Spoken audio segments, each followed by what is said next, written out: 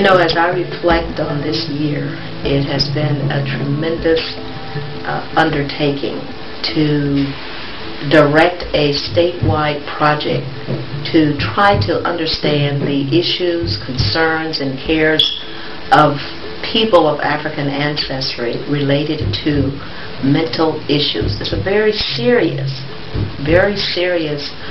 topic, and many of our people have not been accustomed to expressing those things that are inside of them. So this project has given them an opportunity to share their voices, to open up, and to seek for a better understanding of how to deal with some of those things that are plaguing them, that they do not feel comfortable with, and oftentimes do not know where to go to find resources. This is not the time for anything less than the best treatment utilizations of community service providers that are outside of the network. They have to be utilized. They have to be integrated. You have to actually meet the needs of meeting your brother or sister in a better, more friendly, a caring, a compassionate manner, because it should be a situation where it's not a handout but a hand up. And it has to be tailor-made, because the current planning is not really sufficient to actually meet the needs of a community that has bleeding hearts, many bleeding hearts. And what I found out, there are so many individuals that go into the system, that have been into the system for multi-generational, 1, 2, 3 generations. This is something I want looked at, because how do you rehabilitate a community that has already been almost defeated? They have empirical data that individuals in the system could lose 20 years of their life. How do you regain that time frame from going in seeking help from an organization that has the bone structure of being the place to go, but the inner structure is still missing items and services that were designated from the New Freedom Commissions Act in 1996, from 94 to 96.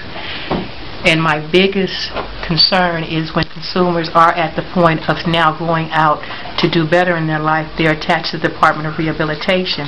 There's been no study on how that's devastating consumers.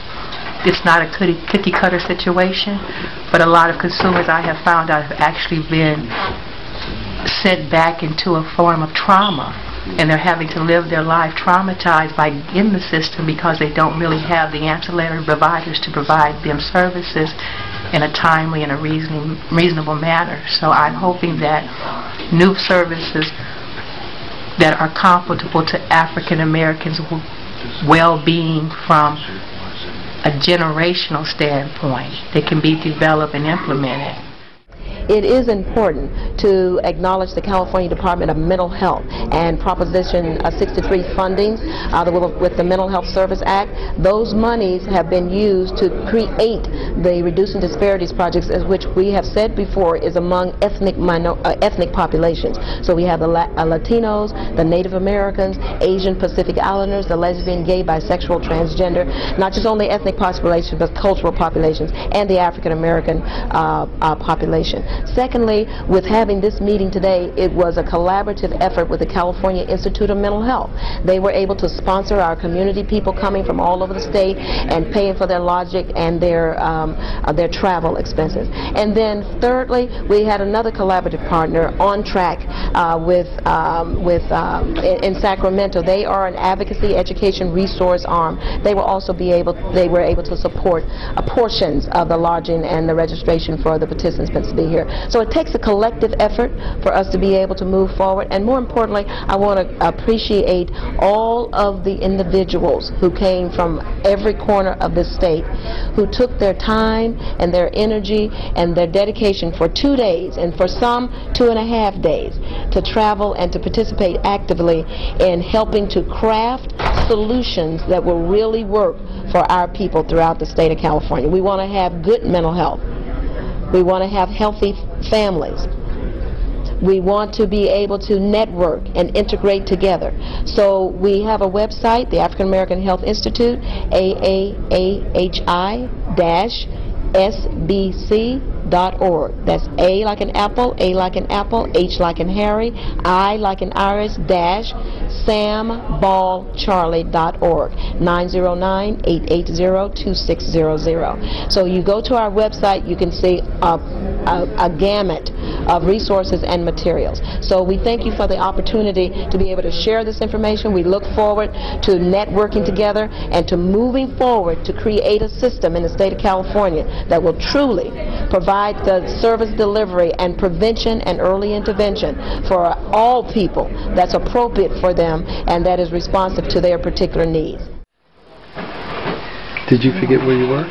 Support groups. We were talking about support groups, and you had asked how best would this new Mental Health Services Act be helpful. I think with the families. I think the families really need to be and are an integral part in the recovery. My daughter developed bipolar disorder when she was 13, and she's now 24. And we've got her at a point now where she's semi-independent. She's in a program through a group called Step Up on Second, and she's now living in a group home, which is her first experience with the group home. They use the Project Return peer support methodology, and it's really working for her. I think that in conjunction with the families and then of course the doctors and the medications and other treatment options make a well-rounded person and a recovered person. How much information did you gather? Well, An idea of measuring it? Well, yes, we gathered focus groups. We had 35 focus groups throughout the state, and we had like 260 individuals to participate in focus group. We had 9 or 10 public meetings, and we had 43 in-depth interviews. We administered 625 surveys, and we had a total of about 1,195 individuals who actually gave information. We ended up with 274 statewide recommendations that were actually practices, strategies, and system changes. And when you look at systems changes, right now the California Department of Mental Health is being dismantled, and the governor has a major restructure in place. And so we have made recommendations that funds, of course, need to come directly from the state budget to the communities, so that community individuals and organizations, community-based organizations that are black-led, would be able to continue to work with their population. That's important, Blaze. It's important to know that the money comes directly to them. So we're trying to create a system and a network to be able to make that happen. Are you suggesting that there's hope? There is hope, and we never give up. And we thank the Lord for the opportunity to be able to serve and for to live in this day and age of excitement, of change. There's a lot of change that's going on, and we have people that are committed to making significant change. That's important. It's hard though. Sometimes, you know, you be in the house by yourself and start crying. And sometimes I feel like that sometimes.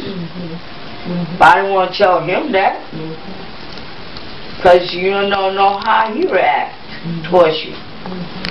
You know, people look at me different though, they really do. Hopefully, in the next 10 years, as I look into the future, we should have less visits to the emergency room, where people come in crisis. We should have less long-term stay in medical facilities as well as mental health facilities. We should have less children being taken to detention and less children on medications that are not intended for long-term therapy, psychotropic drugs that really should be given with caution to adults.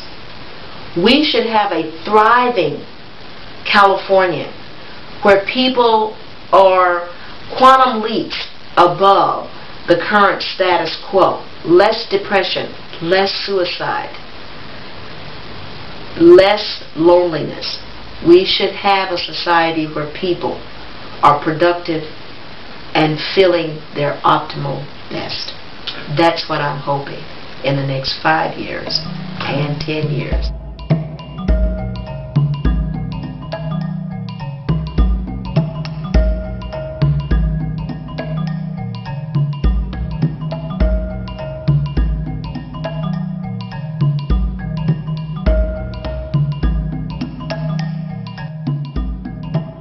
And you mentioned several times that throughout your experience in life, people have disrespected you unnecessarily just by looking at you. How do you deal with that? Well, how I deal with them, look at them, keep smiling, God bless you, keep on stepping. I'm going to end with that. That's powerful. Hey, bye. Thank you.